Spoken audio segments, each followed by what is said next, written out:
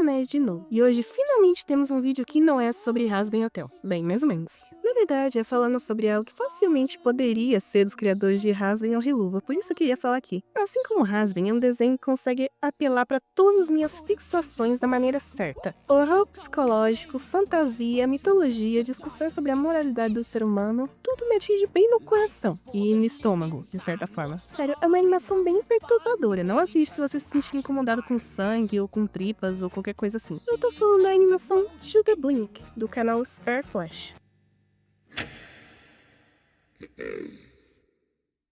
É uma animação de horror e é impressionante. Eu acho que animação e horror é sempre difícil de acertar, porque você precisa investir muito de verdade para um desenho no papel, ou na câmera nesse caso, ficar assustador. Para você conseguir esquecer que é só um boneco que não existe de verdade, para você conseguir ter medo, você precisa, pelo menos num pequeno momento, acreditar que esse desenho animado existe mesmo. No caso desse filme especial é ainda mais impressionante, já que é um filme de stop motion. Todos esses personagens são bonecos feitos de sucata pintados com tinta. O diretor do curso aportou algumas cenas do making of do vídeo no YouTube sobre como foi o processo de criar os personagens, e mostra que tem várias camadas de pintura e enchimento para representar a pele, o sangue, os músculos e a carne, e o resultado é tão assustador que você se sente incomodado em ver. Isso que é legal da animação, é fazer você se importar com aquilo que aparenta que não é real, aquilo que você sabe que não é real, mas isso não te impede de sentir. Quando a animação é poderosa o suficiente, mesmo que você não consiga enxergar um ser humano de verdade nesse personagem, você ainda consegue sentir as emoções dele no decorrer do filme. O filme é stop motion, provavelmente um dos tipos mais difíceis de animação que existe, onde você constrói um modelo real em 3D do seu personagem e posiciona ele em diversas poses e tira uma foto. Então você passa rapidamente de uma foto para outra até parecer que o personagem nas fotos está se mexendo. É extremamente complicado, e para fazer uma boa animação stop motion você precisa de muita concentração e precisão. Caso contrário, um simples errinho bobo pode ter que levar a refazer uma cena inteira. Gasta muito tempo, energia e paciência para fazer sequer um minutinho disso, ainda mais um filme inteiro. O estúdio independente Spare Flash, que fez essa animação, merece muito mais reconhecimento pelas obras de arte lindas que eles criam. Todos os vídeos deles têm essa mesma pegada de horror psicológico e imagens grotescas e perturbadoras, mas são sempre mais profundos do que um simples filme de terror. Na verdade, eu diria que as mensagens chegam ao ponto do sublime. É quase como se as imagens de terror e sangue existissem como uma forma de entregar a mensagem de forma melhor.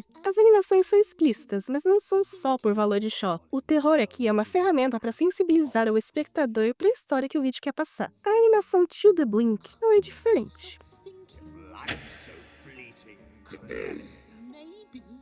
Eu comparei essa animação a Hazbin Hotel, que vocês já sabem que eu sou bem obcecada, né? E não é à toa. Tem muitos pontos em comum entre as duas animações que eu pude perceber. As animações são bem mais adultas e violentas do que o normal para um desenho animado, os dois têm o mesmo tema de anjos e demônios se envolvendo com humanos, e também os dois são musicais de comédia negra. E porque a minha cabeça tá sempre cheia de referências a Hazbin Hotel, eu não pude evitar de comparar as duas quando eu vi.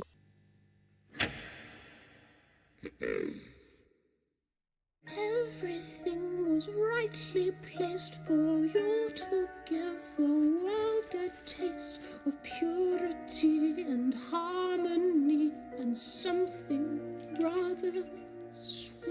To The Blink, ou na tradução literal, Para o Abismo, conta a história de um homem que está vendo o mundo acabar. E é só isso que se diz sobre esse assunto. A história não entra em detalhes sobre o que exatamente isso significa. A gente não sabe se o mundo tá acabando mesmo, ou se é só uma metáfora para algum problema. Ou mesmo se isso é verdade. Pelo que a gente sabe, pode muito bem ser ou o apocalipse acontecendo, ou ser só uma fake news gigantesca. Mas enfim, o homem claramente está com dificuldade de lidar com os problemas da vida dele. E então aparecem duas criaturas diante dele, um anjo e um demônio, que tentam convencer ele sobre qual é a melhor forma de passar o resto dos seus dias. O anjo tenta convencer ele a permanecer uma pessoa boa e justa, sempre ajudando todos os outros, não importa o quanto ele se sinta mal, porque a razão da vida é ser uma boa pessoa. Enquanto isso, o demônio, por outro lado, tenta convencer ele a dizer que já que o mundo está acabando, nada mais importa. Ele pode esquecer as suas responsabilidades e se entregar a todos os vícios que quiser, e encoraja ele a se destruir com álcool e drogas enquanto ele espera o mundo acabar. Essa, na verdade, é uma configuração comum, né? Seja por razões de humor ou de trama, muitos programas usam esse esquema de um anjo, um demônio acima da cabeça de um personagem para explorar a moralidade de uma escolha difícil que ele tem que tomar. Só que o que eu acho curioso é que aqui isso não é sobre o homem em si, é muito mais sobre o anjo e o demônio do que o próprio homem quer e eles tentam atormentar. Geralmente, você esperaria que o anjo e o demônio, o ombro do personagem principal, seja uma forma de você explorar a moralidade do ser humano. Mas aqui, na verdade, o anjo e o demônio parecem nem se importar com o homem. Nesse sentido, eles parecem muito mais destrutivos do que as representações mais comuns. Enquanto eles eles discutem sobre qual o melhor caminho para se guiar a vida dele, eles acabam sem querer machucando o homem, que fica cada vez mais doente e ferido enquanto a animação e a música continuam tocando.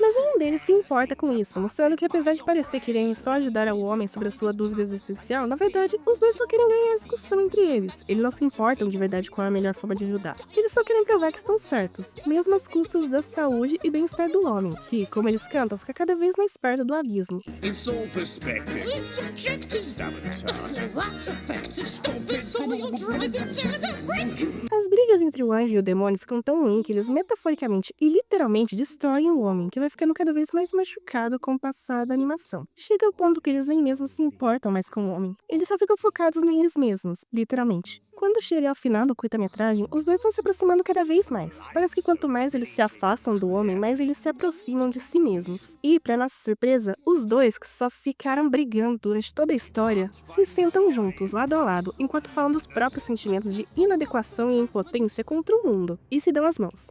Então, como um completo foda-se final pra humanidade, a última cena é o anjo e o demônio se beijando, enquanto o homem por trás deles se enforca, sem ninguém notar ou se importar. Sim, é bem assustador. Não é o desenho mais otimista do mundo, pra se dizer o mínimo, né? Eu gostei muito desse vídeo, de verdade. Pode parecer estranho, né? Eu gosto muito de animações independentes no geral, porque você nunca conseguiria colocar esse tipo de conteúdo em qualquer desenho animado. What is your obsession with substance abuse? Haven't you heard? The world is bloody ending. He's got to have something to get him through the day. Well, what about God? Okay, fair enough. Mas eu gosto de explorar na ficção esse tipo de assuntos mais obscuros. Eu acho que é uma mistura muito única, a expressividade fantástica dos desenhos animados, mas os assuntos mais sensíveis e perturbadores que raramente são explorados nesse tipo de mídia, como o horror existencial inerente a existir durante o fim do mundo. Como o próprio diretor do filme aponta, essa animação foi inspirada num ponto de vista filosófico nihilista, ou seja, a filosofia de Nietzsche, esse doido com cara de poucos amigos aqui. Na cultura popular, o Nietzsche geralmente é caracterizado como nada mais que um cara extremamente pessimista e depressivo, que não se importava com nada, nem achava que nada na vida valia a pena. Mas não é bem assim. Claro, a filosofia de Nietzsche realmente é bem pessimista e existencial mesmo, mas é, sobretudo, uma filosofia sobre questionar as regras pré-concebidas da sociedade. Se você vê por esse ângulo, o anjo e o demônio podem representar diferentes formas de você ver a realidade. Duas formas opostas de lidar com os problemas, que são a negação e o hedonismo, representados pelo demônio, e a moralidade cristã tradicional, representada pelo anjo. As duas podem ser respostas comuns para tentar lidar com um problema à sua frente, mas não necessariamente nenhuma resposta está mais correta do que a outra. São só dois mecanismos de enfrentamento diferentes. Você ser uma pessoa boa e caridosa, ou ser alguém que se entrega ao álcool e às drogas para suportar estar vivo, não são o significado da vida. Quando o fim do mundo chegar, seja ele metafórico ou literal, e você tiver que escolher o que fazer da sua vida, você vai perceber o quanto nada disso importa. Esse que é o verdadeiro ponto da filosofia de Nietzsche, de que não existe nenhum motivo maior nem qualquer significado por trás das suas escolhas. Então, se nada mais importa, por que você vai desperdiçar a sua vida tentando agradar alguém? Seja, sei lá, o governo, a igreja, a internet ou qualquer outra instituição que cria as regras arbitrárias que você segue e que determinam o seu comportamento. Por que você obedece essas regras? Principalmente porque quando você sabe que no fim do dia tudo que eles querem é a sua obediência, e eles particularmente não se importam nem um pouco com você pessoalmente. E eles não vão te ajudar se você cair no abismo. Então, da forma que eu interpreto,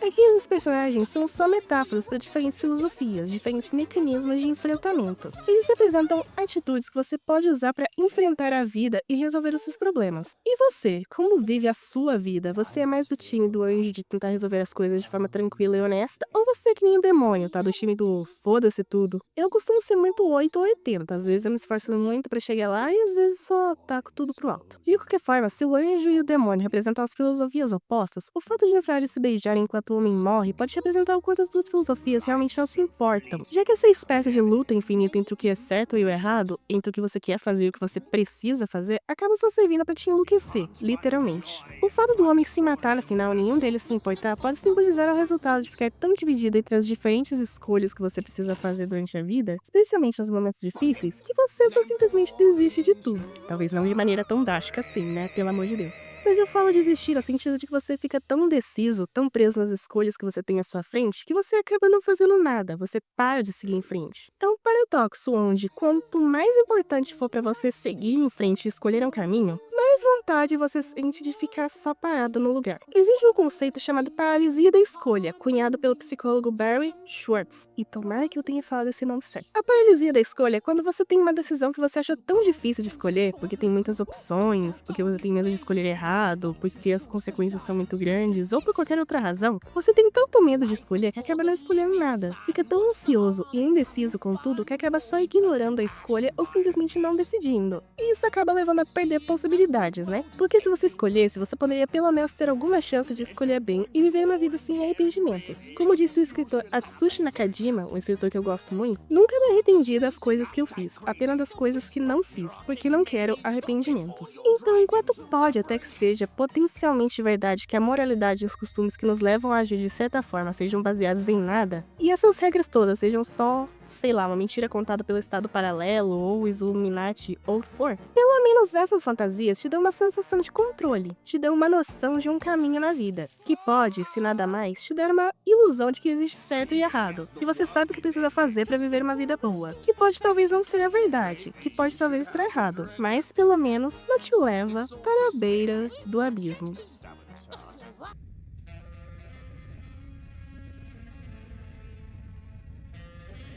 Mas é isso, gente. Esses foram os meus pensamentos sobre essa animação que eu achei genial demais. E espero que vocês tenham gostado. Vão lá no canal dos caras assistir esse desenho, por favor, porque vale a pena. Obrigada por assistir até aqui. Sai vídeo de novo todo domingo às 10 horas da manhã. E até nos vemos de novo na semana que vem, nessa mesma hora e nesse mesmo canal. Moça Nerd desliga. Tchauzinho. Though the world is ending, there's nothing that is worth mending.